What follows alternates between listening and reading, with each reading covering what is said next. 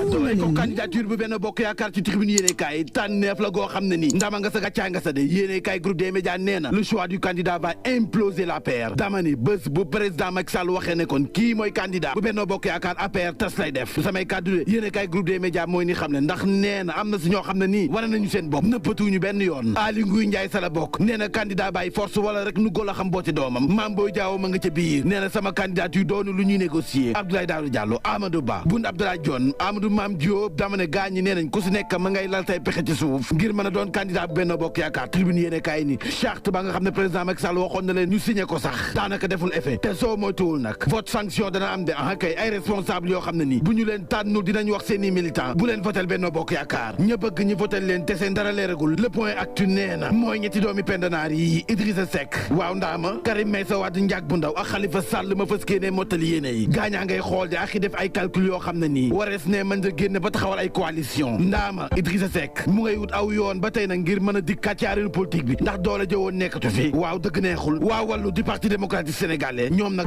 yu milliards yi nga xam ne teg dañ ko sa ndox du Karim Meïssa Wade waaw seen ab candidat ña ngi koy lijjanti noppeegunu Khalifa Sall nag war a jàkkaarloo ñaar ci ay xaritam yëwoon waaw xarit yi démb mi nga xam ne tey jii ñoo doon ay noonam pur ak waa Pastef la mandat yéene kaay ni xaw ma Khalifa Sall de waaye bi boo ngeen xam ne Ndiack mu ndaw mii bokkam leeragul moom Karim Meïssa Wade double nationalité ba mu amee gaañu ñu ngi koy ajouté ngir wax ne kon lii rek mën na kaa tere doon candidat le témoin yéene kaay ne lii yëpp nag pexey bàyyi ba la woon démb ndax nag 2001 ba muy tëgg kon constitution bi c'est article 28 ni kon ku bëgg doon candidat tu dois être exclusivement de nationalité sénégalaise ndax nag 2001 ba muy tëgg kon constitution bi c'est article 28 ni kon ku bëgg doon candidat tu dois être exclusivement de nationalité sénégalaise le témoin ni ba Abdoulaye Wade di tëgg loolee fàtte woon ne kon am na doom joo xam ne ni Karim Meïssa Wade la tudd te warees naa mën a ëllëg samp ndëndëm ngir jiite réew mi Alinar Ndiaye bu PDS nii dama ne loolu du problème de bu dee ñun ñii rek ñun dañoo noppi démb tey di doog a ñëw loolu du problème Karim Meïssa Wade ngir mu bàyyi nationalité française am doon sénégalais képp waaye loolu du débat waay jàppale ne nekk na ba pare l'enquête yéene kaay ni coow li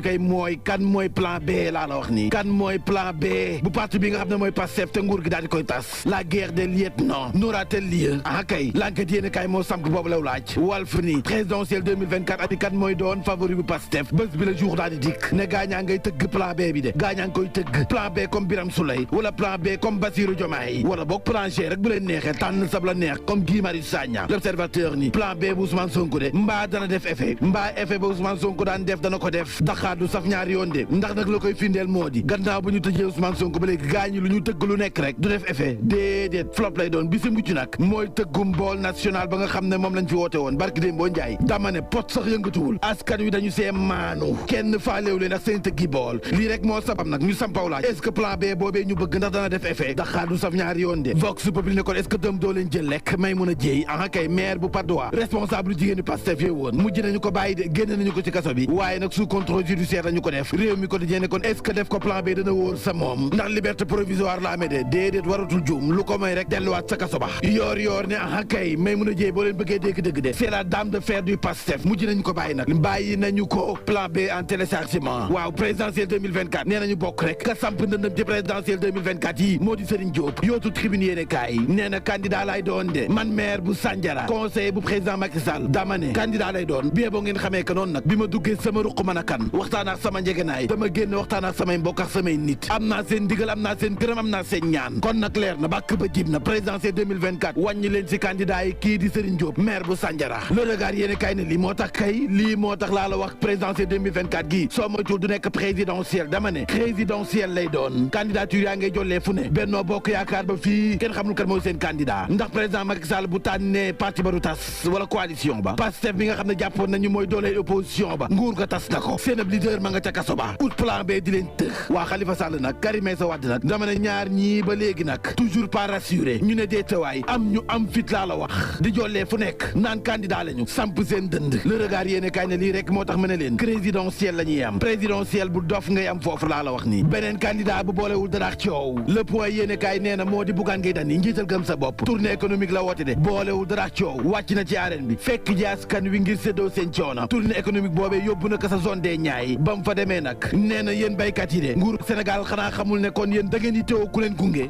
kay Bougane Gueye Dany mu ngay proposé ñu renforcer leen si wàllum infrastructure de stockage loo xam ne boo leen bayee dootul nëpp seen i loxo Bougane Gueye Dany nee na bi ma demee si zone des Niayes li mi fa nemmeek moo di di l'absence d'installation frigorifique pour préserver la qualité de leurs produits ñu ne déetawaay l'indisponibilité d'intrants nécessaires à l'optimisation des cultures ñu ne déetawaay moom candidat bu présidentiel 2024 bi Bougane Gueye Dany nee na li mënta ñàkk refonte obligatoire de l'approche gouvernementale considérant que le pays ne dispose de beaucoup de terres fertiles kay suuf soo xam ne xaalu rudu rek ñu daal di koy bay Bougane Gueye Dany nee na pour une meilleure approche du secteur agricole bàyyi leen xel ci lii ma leen wax laa la wax nii dara du ko dindi le quotidien yéene kaay ne li ñu war a dindi kay ci bopp ndaw ñi moo di màngaan gi mbëkk mi gaañaa ngay dem ba léegi gaañaa ngay tëmb ba léegi waaye gaañaa ngay rapatrier rek le quotidien yéene kaay ni 168 migrants andiwaat nañu leen laa wax fii ci réewum Sénégal gannaaw 5 jours ba nga xam ne tëmb nañu ko ba ñu gis leen sa waaxi Mauritanie daañ leen andi ni ki tey ji laa la wax si diiwaanu Dakaaru tribune yéene kaay ne ku wax ci li wax ca la sa des réewum Sénégal mi ngi mel ni ñàmpe ñax laa la wax ni fépp dëgër waaye nguur gi mel ni kuy fënatal da doon ñu mën a constituer wu partie civile waa dama ne nguuru Sénégal bu taxawee ne kon partie civile lay doon ci mbir Ousmane Sonko xanaa dafa fàtte rek ña faatu ci manifestation yi dama ne sunu 1000 milliards Covid 19 yi nag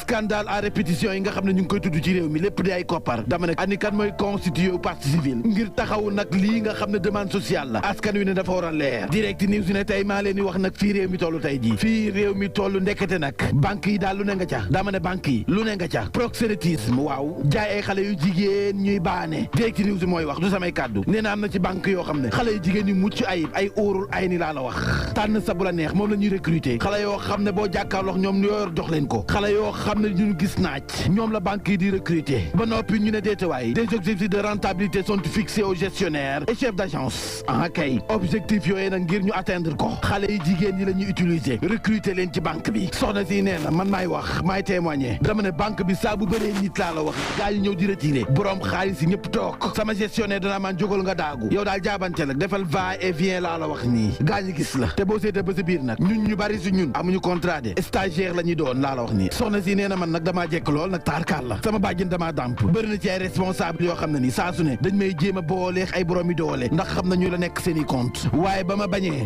dëkkee bañ laaj ma lu ñu def dax xama ca biti loolu moom fa bàyyi woon maa ngi sunu lamb laa la wax Ama Baldé Gris Bordeaux ñii ko yàkkamti bee boo ñoo xam ne dañuy xaar de kay gannaaw ba ñu waxtaanee négocier ba sonn CNG nag nee na jël nañu dogal dañu koy reporter kon mu ngoog di desi ka jàngin jëf